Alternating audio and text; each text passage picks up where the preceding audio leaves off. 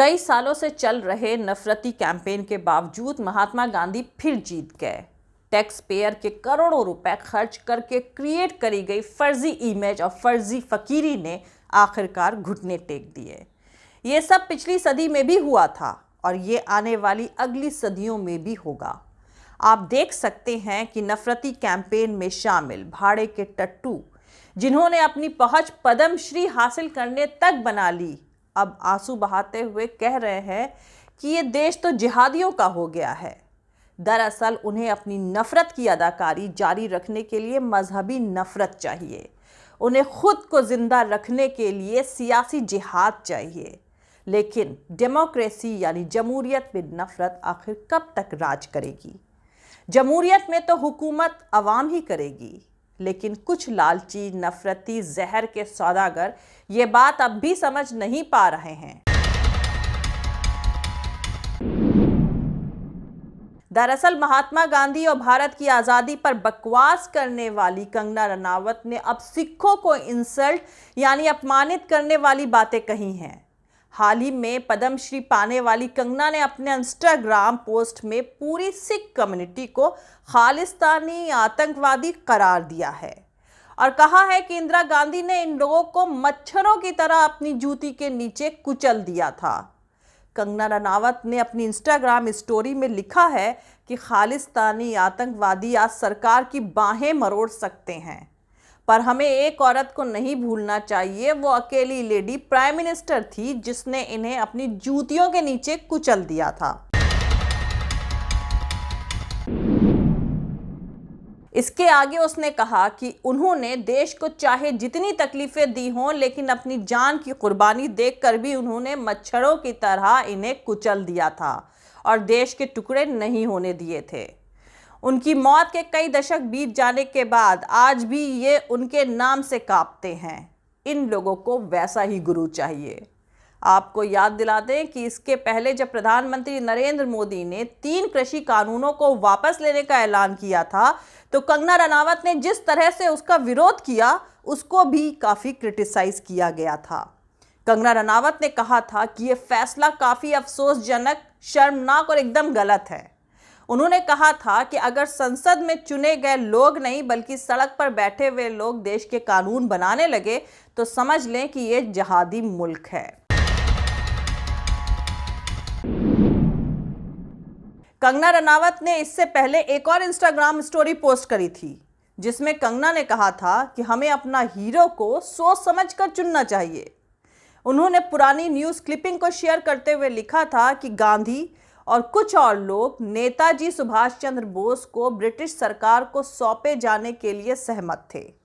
कंगना ने महात्मा गांधी का नाम लिए बिना कहा था कि जिन लोगों ने देश की आज़ादी के लिए लड़ाई लड़ी, उन्हें उन लोगों ने अपने मालिकों को सौंप दिया जिनके पास जुल्म करने वालों से लड़ने की हिम्मत नहीं थी, लेकिन वो सत्ता के भूखे थे और चालाक लोग थे। कंगना ने महात्मा गांधी पर हमला बोलते हुए दावा किया कि इस बात के सबूत भी हैं कि गांधी चाहते थे कि भगत सिंह को फांसी हो। उन्होंने कहा कि अब वक्त आ गया है कि लोग अपने इतिहास और उसके हीरो को जानें। तो दोस्तों, ये तो हो गई बात एक अदाकारा कंगना की, जिसको भारत के लोग नफरती एजेंडा आगे बढ़ाने के लिए सबसे ज़्यादा जानते हैं। लेकिन अब जो बात मैं कहने जा रही हूँ उसको ज़रा ध्यान से सुनिएगा। बराक ओबामा, जो 8 साल दुनिया के सबसे बड़े सुपर पावर मुल्क अमेरिका के प्रेसिडेंट रहे, उनसे एक बार सवाल किया गया कि अगर आपको सिर्फ एक बार किसी शख्स के साथ खाने खाने का मौका दिया जाए तो आप किस शख्स के साथ बैठकर डिनर करना पसंद करेंगे? तो ओबामा ने इस पर जवाब दिया कि मैं महात्मा गांधी के साथ डिनर करना पसंद करूंगा। ओबामा का ये जवाब कंगना रनावत जैसी भारतीयों को हैरान कर सकता है कि आखिर दुनिया के सबसे ताकतवर मुल्क का प्रेसिडेंट, जिससे सब डरते हैं, वो शख्स एक ऐसे शख्स के साथ क्यों डिनर करना चाहता है जो किसी मुल्क का ना तो प्रेसिडेंट रहा ना ही प्राइम मिनिस्टर, जिसके पास कभी कोई ताकत नहीं रही, जो किसी को बर्बाद नहीं कर सकता था, जो किसी पर रौब नहीं झाड़ सकता था। सवाल यहाँ पर यह उठता है कि उस बूढ़े में ऐसा क्या ग्लैमर था कि उसके दुनिया अलविदा कहने के दशकों बाद भी दुनिया भर में उसकी मूर्तियां लगी हुई हैं। उसके नाम पर दुनिया भर के शहरों में कोई ना कोई चौराहा या कोई सड़क मौजूद है और दुनिया के तकरीबन 150 देशों ने अपने अपने डाक टिकट पर इस बूढ़े आदमी को सजा कर रखा हुआ है। आखिर क्या बात थी उस आदमी में? क्या कशिश या क्या खिंचाव है उस आदमी में जो पूरी दुनिया इस आम से दिखने वाले आदमी को फिर से खोजने में लगी हुई है? भारत में कुछ सालों से जब नफरत और वायलेंस ने जोर पकड़ा है, ऐसे हालात में गांधी को पढ़ने और खोजने वालों की तादाद बहुत ज्यादा बढ़ी है। भारत के लोग एक बार फिर गांधी की तरफ मुड़ने लगे हैं। जिस आदमी को गुजरे हुए 70 से भी ज्यादा साल हो चुके हैं, उसकी आज दुनिया भर में रेलेवेंस एक बार फिर महसूस किया जा रहा है। रिसर्च बताती है कि भारत सहित पूरी दुनिया में जब से वायलेंस बढ़ा है, लोग बहुत बड़ी तादाद में गांधी की तरफ मुड़कर देखने लगे हैं। साउथ अफ्रीका में जब यंग नेल्सन मंडेला जेल जाते हैं, तब वो वायलेंस में यकीन रखते हैं। जेल की लाइब्रेरी में किताबों में उनसे गांधी मिलते हैं। A long walk to freedom में मंडेला लिखते हैं कि 28 साल जेल में रहने के बाद जब बूढ़ा मंडेला जेल से निकलता है, तो उसके सामने सबसे बड़ी मुश्किल देश को एक रखने की थी। देश गोरे और काले में बुरी तरह से बटा हुआ था। उन्हें याद आता है कि महात्मा गांधी ने भारत को एक रखने के लिए जिन्ना को सत्ता सौंपने की पेशकश करी थी, जिसे कांग्रेस ने ठुकरा दिया था। वो उसी सीख को याद करते हुए साउथ अफ्रीका के प्रेसिडेंट बनने के बाद उसी एक्स प्रेसिडेंट डी क्लार्क के पास पहुंचते हैं, जिसने उन्हें 28 साल के लिए जेल भेजा था। मंडेला डी क्लार्क से पूछते हैं कि तुम देश के नए वाइस प्रेसिडेंट बनोगे? डी क्लार्क की आंखों में आंसू आ जाते हैं और वो मंडेला का इनविटेशन कबूल कर लेते हैं। इस तरह जिस गांधी पर कुछ लोग भारत के बंटवारे का इल्जाम लगाते हैं, वही गांधी साउथ अफ्रीका को एक रखने के इंस्पिरेशन माने जाते हैं। दूसरी तरफ अमेरिका में कुछ साल पहले पूरी दुनिया ने बराक ओबामा को टीवी पर रोते हुए देखा था, जब अमेरिका में एक स्कूल में अंधाधुंध फायरिंग हुई थी, जिसमें कई बच्चे मार दिए गए थे। बराक ओबामा टीवी पर देश को एड्रेस करने आते हैं तो 2 मिनट तक वो रोते रहते हैं और कुछ भी नहीं बोल पाते हैं।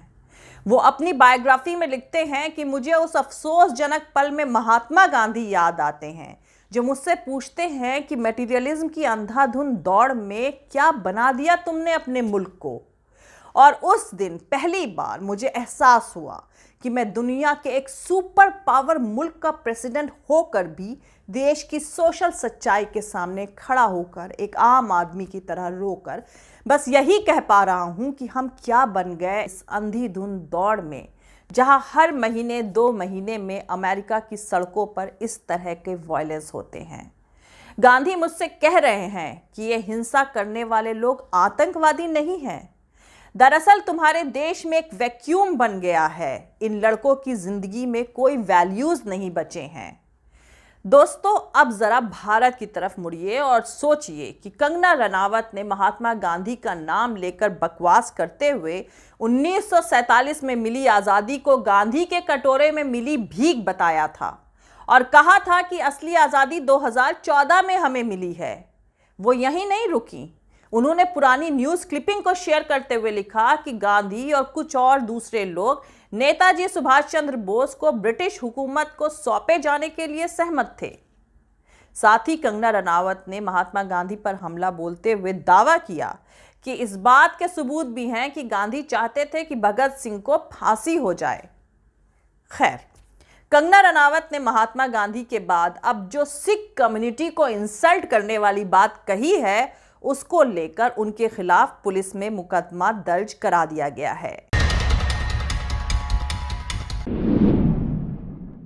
दिल्ली गुरुद्वारा मैनेजमेंट कमेटी ने कहा है कि कंगना रनावत ने जानबूझकर ऐसा किया है और पूरी सिख कम्युनिटी को जलील किया है। गुरुद्वारा कमेटी के प्रेसिडेंट और अकाली दल के नेता मनजिंदर सिंह सरसा ने कंगना के खिलाफ पुलिस में शिकायत दर्ज करी है।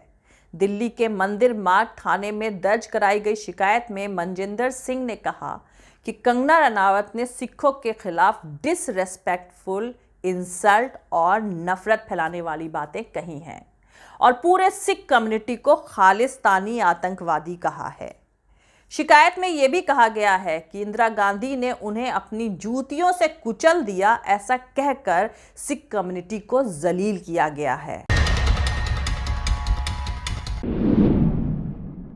खैर दोस्तों, दिल नाउम्मीद तो नहीं, नाकाम ही तो है। लंबी है गम की शाम, मगर शाम ही तो है। मिलते हैं आपसे अगले वीडियो में। जय हिंद, सत्यमेव जयते, अल्लाह हाफिज़। दोस्तों, हमारा पूरा वीडियो और दूसरे और वीडियोस देखने के लिए हमारा YouTube channel political Tamasha with doctor Arshi को सब्सक्राइब करके वहाँ पे लगी बेल आइकॉन को ज़रूर दबा दीजिए, ताकि आपको हमारे आने वाले हर वीडियो की अपडेट्स मिलती रहे। और दोस्तों, अगर आपको हमारा काम पसंद आता है, हमारे वीडियोस पसंद आते हैं, तो www.patreon.com/dr अर्शी खान पर जाकर डोनेट करके आप हमारे काम को सपोर्ट कर सकते हैं। दोस्तों, अगर आपको हमारा वीडियो पसंद आता है तो लाइक और शेयर करना हरगिज़ नहीं भूलें। आप हमें फॉलो भी कर सकते हैं हमारे ट्विटर, इंस्टाग्राम और फेसबुक पेज पर। मेरा ट्विटर हैंडल है @arshi Aziz Khan. Thank you. मिलते हैं अगले वीडियो में।